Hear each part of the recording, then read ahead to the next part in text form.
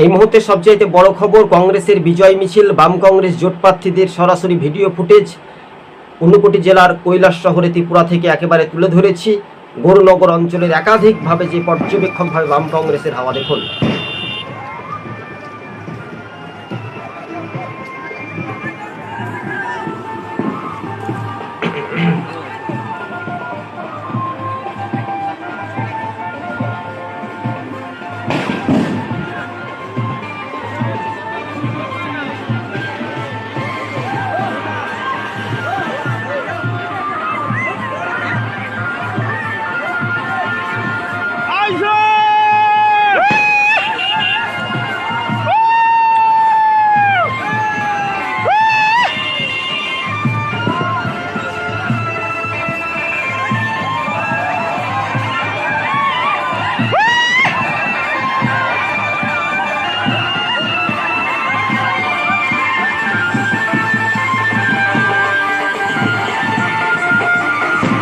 সরাসরি ভিডিও ফুটেজগুলো দেখতে পাচ্ছেন। 12ই আগস্ট ভোটের ফলাফল হয়েছিল ত্রিপুরা উত্তর জেলাতে 35টি ভোট।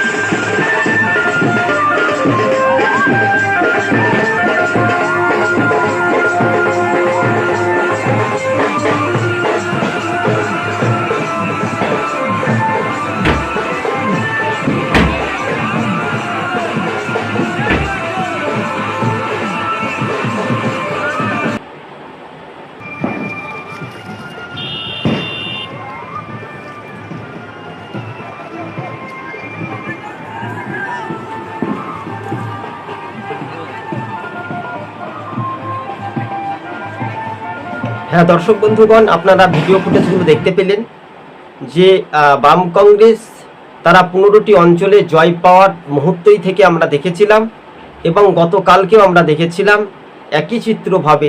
এটা কিন্তু একটা আলাদা চিত্রভাবে কংগ্রেসের জোটের যে জয়, ইন্ডিয়া জোট বলাই যেতে পারে।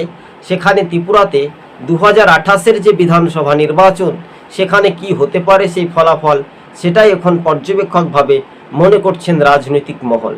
তবে বিরোধী সিনহার ওপরে কৈলাস শহরের মানুষজন ভরসা রেখেছে। এদিকে ইন্ডিয়া জোট কতটা শক্তি বৃদ্ধি, এদিকে বিজেপি মোথা বাম কংগ্রেস জোট সর্বস্তরে মিলেমিশে কতটা উজ্জীবিত হয়ে 35টি ব্লকে কার্যত সেখানে বিনা প্রতিদ্বন্দ্বিতায় জয় হয়েছিল বিজেপি বেশিরভাগ আসনে। তবে বিজেপির জয়কে তীব্র সমালোচনায় রাজনৈতিক মহলে উঠেছিল। তবে বিজেপির জোট সঙ্গী মোথা দলের কর্মীরাই ফের বিজেপির দিকেই একটা নিশানা ভোট গণনা কেন্দ্র থেকে উত্তপ্ত পরিস্থিতি দেখা গিয়েছিল। তবে আজকে আমরা যে প্রতিবেদনটি তুলে ধরছি সেটা একেবারে জয়ী প্রার্থীদের রাজ্য রাজনীতিতে একেবারে বিজয় উৎসব পালন করানো হচ্ছে উত্তর পূর্বে রাজ্যে ত্রিপুরাতে। তো স্বাভাবিকভাবে রাজনৈতিক মহলে বারবার করে যে সমীকরণ বা বারবার করে যে আলোচনা, সেটাও নিয়ে একটা পর্যবেক্ষকভাবে আলোচনা করা হচ্ছে। দর্শক বন্ধুগণ, আপনারা আমাদের ফুটেজগুলো নিশ্চয় আপনারা বুঝতে পারছেন বা দেখতে পাচ্ছেন। স্বাভাবিকভাবে ত্রিপুরার রাজনৈতিক জীবন বা ত্রিপুরার রাজনৈতিক ভবিষ্যৎ আগামী 2028-এর যে বিধানসভা, সেটা কি হতে পারে। এখনো আসতে অনেক দেরিটা রয়েছে, 4টি বছর রয়েছে এখনো হাতের সময়, 3.5 বছর। তো স্বাভাবিকভাবে একটা দিনক্ষণ মানুষের রায় ত্রিপুরার পঞ্চায়েত ভোটে এবং এডিসি ভিলেজ নির্বাচন কেন হচ্ছে না, এই নিয়েও কিন্তু একটা রাজনৈতিক চাপানত কিন্তু পর্যবেক্ষকভাবে সেটাও কিন্তু দেখা যেতে পারে।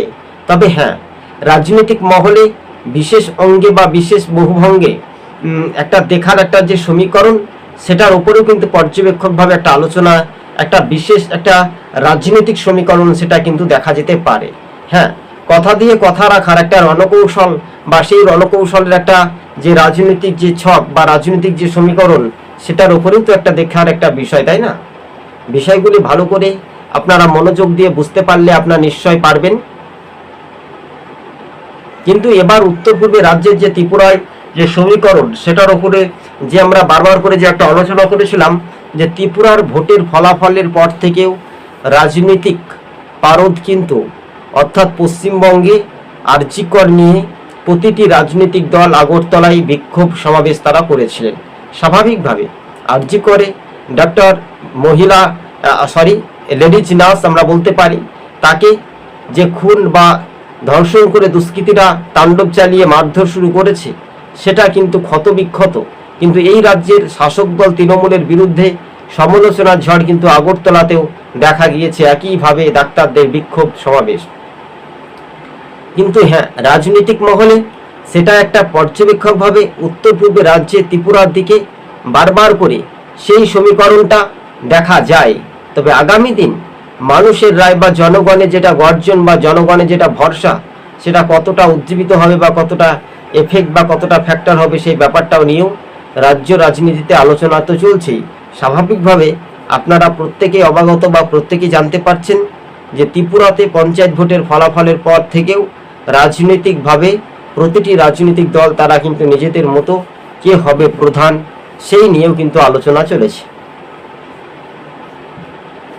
তো স্বাভাবিকভাবে বলা যেতে পারে, দেখুন যে পর্যবেক্ষকভাবে প্রতিটি রাজনৈতিক দল নিজেদের মতো তারা প্রচার তুঙ্গে শুরু থেকে পর্ব শেষ পর্যন্ত যে বাজিমাত, সেটাও কিন্তু একটা দেখার একটা বিষয়।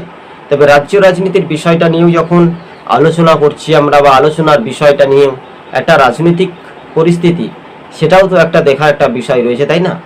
এই বিষয়বস্তুগুলো ভালো করে মনোযোগ দিয়ে শুনতে পারলে আপনারা তবেই পারবেন, না পারলে বুঝলে বুঝপাতা, না বুঝলে তেজপাতা, স্বাভাবিকভাবে।